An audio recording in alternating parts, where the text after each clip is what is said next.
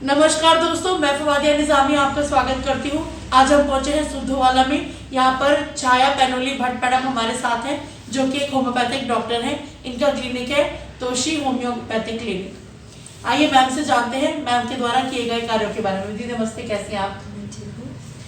Ma'am आपसे जानना चाहेंगे, आप एक होम्योपैथिक डॉक्टर हैं, तो जैसे आजकल का मौसम चल रहा है, बहुत से लोग कफ की प्रॉब्लम या इस तरह से प्रॉब्लम फेस कर रहे हैं, आप इस बारे में कुछ कहना चाहेंगे? आजकल अभी जब तक जैसे बारिश नहीं होती है तो एक सूखी ठंड रहती है, जो काफ़ी ठंडा एकदम से चेंज हो जाता है मौसम। तो इससे बचाव बहुत ज़रूरी है। और सबसे पहले अपना कान मुंह ढक के रखें और चेस्ट को प्रोटेक्ट करें। पर सबसे ज़्यादा मैटर करता है हमारा फूड डाइट, जो हम किस तरह का ले रहे हैं। तो विंटर डाइट को हम बहुत हेल्दी डाइट मानते हैं।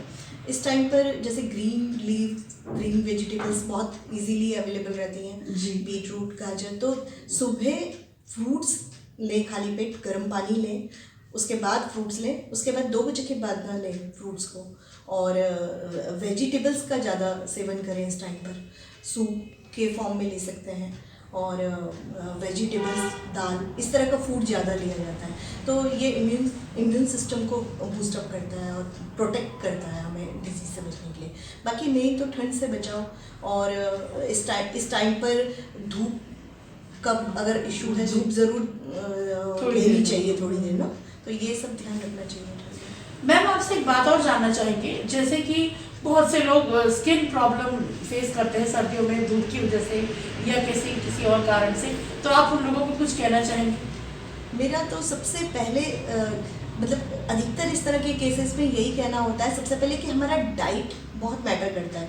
धूप तो बहुत नेसेसरी है बॉडी के लिए, बट वो क्यों रिएक्ट कर रही है?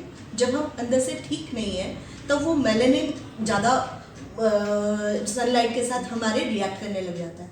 तो डाइट तो हमारा बहुत मैटर करता ही है। उसके साथ साथ जैसे पानी का इंटेक ठीक रहे। धूप के साथ टैनिंग होने लग जाती है जब मेलानिन बॉडी में ज़्यादा बनता है। तो धूप के लिए यही है कि सामने से न लें धूप को, और पीछे से। और प्रोटेक्शन के लिए जैसे सनस्क्रीन वगैरह लोग यूज़ करते हैं वो करें।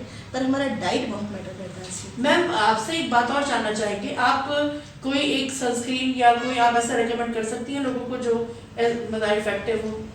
हमारे मैं तो होम्योपैथी में ही कहूँगी। तो होम्योपैथ में जैसे उसका आता है एडविन का सन केयर आता है, हम काफ़ी यूज़ करते हैं उसको। और सनी के प्रोडक्ट्स हमारे बहुत अच्छे होते हैं, तो उसमें सन केयर वगैरह हमारे चलता है।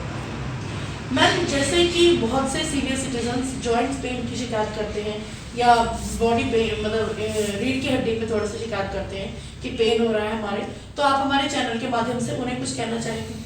देखिए, ये तो सभी को मालूम है कि हड्डियों के लिए कैल्शियम बहुत ज़रूरी है। बट उस कैल्शियम को सही जगह ले जाने के लिए विटामिन डी बहुत ज़रूरी होता है। इसलिए इस तरह का डाइट सबसे पहले पहले से ही अपनी डाइट में विटामिन डी और विटामिन बी वाला, B12 वाला ऐसा डाइट ज़रूर रखें। अब प्रॉब्लम ये होता है कि ये सबसे कम मिलता है फूड इसमें। तो विटामिन डी सबसे ज़्यादा सनलाइट में है, लेकिन उसके साथ साथ जैसे विटामिन B12 के लिए स्वीट पोटैटो है ना, और आंवला और ग्रीन वेजिटेबल्स, गाजर, और इवन पम्पकिन, कद्दू जो होता है, इन सब में ये सब। और नॉन वेजिटेरियन के लिए फिश वगैरह, चिकन वगैरह, ये सब लिया जा सकता है। जो कैल्शियम के साथ साथ, मतलब कैल्शियम डाइट तो लेना ही है, प्रोटीन के प्रोडक्ट भी लेने हैं, लेकिन उसके साथ साथ हमें विटामिन डी और विटामिन B12 के लिए भी काम करना पड़ेगा, तभी हम इन सब से प्रोटेक्ट फील कर सकते हैं। लेकिन अगर उसके बाद भी प्रॉब्लम होता है तो फिर बहुत सारी मेडिसिन हैं इन होम्योपैथी जो हम चला के रिलीफ उसमें मिल सकते हैं। मैम आपसे एक बात और जानना चाहेंगे, जैसे बहुत से लोग अब तो अवेयर हो रहे हैं होम्योपैथिक की तरफ, मगर पहले लोग ये कहते थे कि होम्योपैथिक दवाई एक देर में असर करने वाली दवा है, जो कि एक मिथ बन गया था। तो इस बारे में आप कुछ कहना चाहेंगे? जी, ये बिल्कुल मिथ है कि होम्योपैथी दवाई देर से असर करती है, ऐसा नहीं है। ये डिपेंड करता है कि डिजीज़ कैसी है, क्रॉनिक है, एक्यूट है। एक्यूट केसेस में लोग हमारे पास आते हैं जो सेम डे सेम आज मतलब 1-2 आवर्स में ही काफ़ी रिलीफ उनको हो जाता है। जैसे पेन के लिए आते हैं तो हम रिपीट करते हैं उसमें, उस तरह के केसेस में मैटर करता है कि हम क्या डोज दे रहे हैं, किस तरीके से दे रहे हैं, और डेफिनेटली बहुत जल्दी आराम हो जाता है पेशेंट को। तो एक्यूट केसेस में उस तरीके से होता है। अब जो क्रॉनिक डिजीजेज हैं, डीप एक्टिंग डिजीजेज हैं, उसमें उस तरीके से चलना पड़ता है, कुछ समय उनमें ले लेती है दवाई, लेकिन एक्यूट में बहुत जल्दी रिलीफ मिल जाता है। Thank you ma'am. आपसे एक बात और जानना चाहेंगे कि आपको प्रैक्टिस करते हुए कितना टाइम हो गया? जी, मुझे 15 ईयर्स हो गए हैं प्रैक्टिस में। मैं श्रीनगर गढ़वाल में पोस्टेड, मतलब वहाँ पे मेरा क्लिनिक है, तो मैं वहाँ HNB में भी रही हूँ और NIT में भी किया मैंने। अब मैं यहाँ 3 महीने से यहाँ पर भी चला रही हूँ। तो यहाँ 20 डेज़ रहती हूँ मैं, 10 डेज़ श्रीनगर जाती हूँ।